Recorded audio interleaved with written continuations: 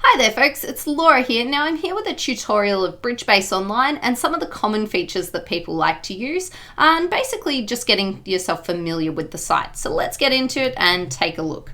So on the main BBO site, if you click on Play Bridge Now or you click on Login/Register, up in the top right hand corner, this will bring you to the BBO login page.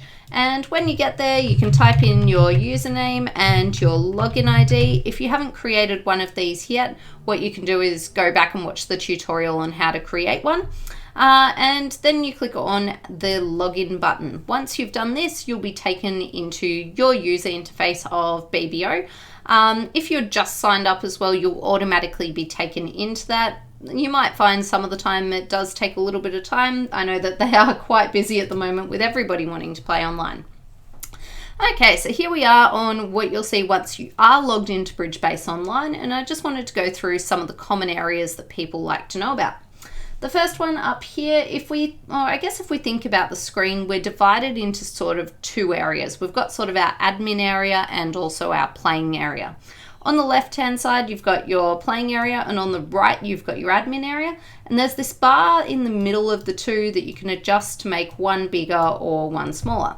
I'm going to keep our admin area pretty big at the moment because we're going to go through that first. So you've got these four tabs: messages, people, history, and account. They're sort of our main tabs. And then within each of them, you'll get a little bar to have some different tabs up the top here. So our first one, news. This is in our messages, by the way. This is where BBO just keeps in touch with everybody and lets you know what's happening. Chat, this is where you'll want to chat to people potentially. And mail is basically your own little BBO inbox. Now, people's quite an important one to know. What you'll find is that a really good area is your friends. This is where you might want to put in your partner's BBO ID once you know that. And basically what you need to do is click down the bottom here on add friend, and you type in a username. For instance, I've put Slink, which is Pete's username, and you click on add, and that's going to add them as a friend. Now, if your friends are online, you'll see a green dot if they're online and not sort of playing, or you'll see a yellow dot if they're online but they're actually playing somewhere. The other good part about sort of adding your friends is that if you click on them, you'll be able to just see their details, and this is a really quick area down here to be able to actually type them a message. So you could type a message in and you click on chat, and that'll send them a chat message. I'm not going to chat to Neil now. He doesn't need to see my hello. Okay, so that's our people area. Then we've got our history. And this is where you'll be able to see the recent hands that you've played and the boards that you've played. So my table, this will be where you see results when you are at a table, because these admin bits do stay up while you are playing. Recent hands will just go through the recent boards that you have played as well. And if you played in any tournaments, you'll also get recent tournaments too. Lastly, you've got your account settings. So this is where you can change all those settings that you made when you did sign up. And yeah, you can also add in a few different settings. You might want to have a play around with this. One thing that some people like and some people don't is the pictures of cards. Do they want that on or off? And also personally, I like to turn the sound effects off. You've also got a convention card area. This is mostly for ACBL, so don't worry about it too much if you're from Australia. So that goes through our admin area of BBO. And then what we will mostly be looking at is the area that we're going to be using to play on BBO. And I'm just going to give you a tour of a couple of the areas that I really like playing in. And then afterwards, we've got a separate video which will look at what happens when you're invited to play in a game. If you just were interested in that, feel free to stop this video now and just go have a look at that one. Okay, so into some areas that I really like. In Solitaire, there's lots of things that you can do.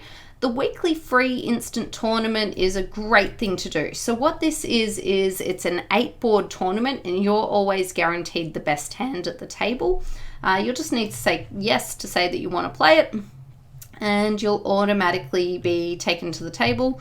It just might take a little while to load. And basically you'll play through the 8 boards that everybody else in the world plays. And what'll happen, they'll only compare you to 15 other players. But the great part about doing this is Pete plays it as well. He uploads a video to YouTube and also to the BridgeVid website, which you can watch for free, and you can see what he did with the exact same hands. I have a feeling that it might be a little bit too busy online for them now, so I haven't been taken into that. The other thing that's really good is the Bridgemaster area. Now, this is an area that I use quite frequently before I play in a tournament. It just gets you a little bit sharper in terms of your card play, and if you are looking to develop your game, it's the best place to use on BBO or anywhere. It used to be a CD that you had to buy. For most people, starting at about level 2 is probably right. And what you do is you click on a hand or a deal, one of those A's, and you'll get given the cards and you'll play through it. So you're going to be down here as South. You're actually just given the option and then you get to play through it. But the great part about this is you've got the show solution button here, and it talks you through what your plan should have been and how you should have actually approached the hand. So it's really good for improving your card play, and you get to do it while you're learning as well. So much better than a book or anything like that. The great part about Bridgemaster as well is you can do it on your own. So if you don't have a partner that's ready to play, or you just wanted to improve your individual game, it's the area I like to use. If you want to get out of anywhere in BBO, you've got your back button and your home button up here, and that'll ask you if you want to just confirm that you want to leave tables. So I'll say yes to that. Now, some other areas that are a bit of fun. Down here, the challenges. So what you can do is you can challenge a friend or challenge a stranger.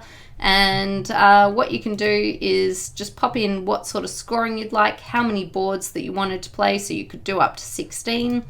And then you type in their username and you create challenge will come up as blue when you've done that. And basically you'll get to play the boards, they'll play the boards, and then you'll be notified when both of you have done them, and you can compare scores and they'll tell you who won it basically. If you've got a challenge, I've got one up here, you just need to click on it and then you say accept challenge, or you could cancel it if you had created it. Or if someone challenged you and you didn't want to do it, you could reject the challenge. So that's a really fun area to use as well. And lastly, just in terms of what I'm going to go through today, I really like the view graph area. This is where we actually get displayed hands that are being played around the world when there's big things like world championships on, but also little things like in Victoria, we often put on our state finals as well.